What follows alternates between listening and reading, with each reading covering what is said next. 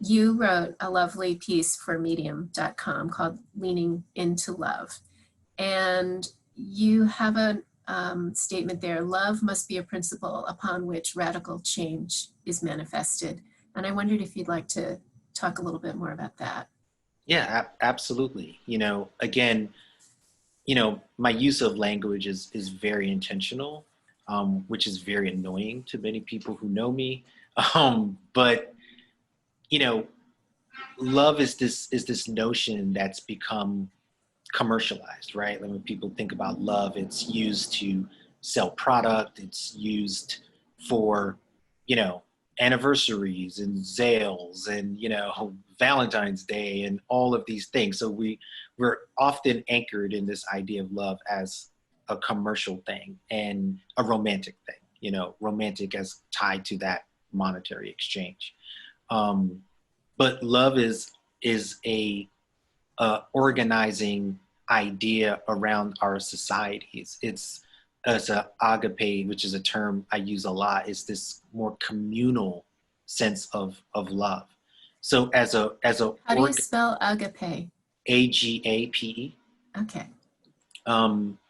As a organizing idea of radical change, it has to be centered in love. And I also would throw justice in there as well, but all of these are terms that support one another. Compassion, love, justice, as organizing principles. So I think the notion of thinking about the world in that way is radical relative to the way in which we usually think about it, right?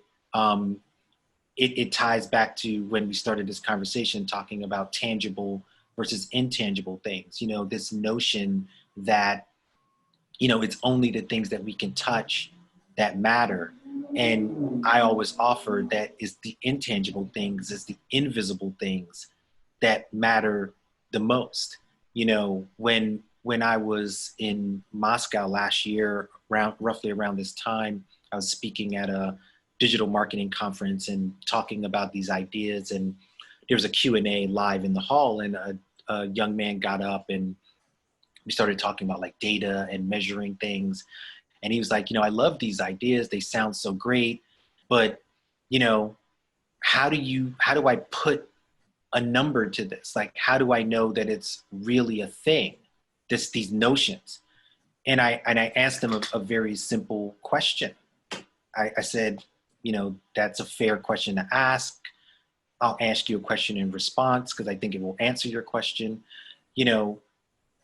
Have you ever been in love with someone? And he said, yeah, of course. And I was like, well, how did you know that? Was there some measurement to it? Was there some tool to it? Is there a number that you can attach to it? Like, how did you know that? He was like, I just knew it. And that's the most powerful thing in the world. It doesn't matter that you can't measure it.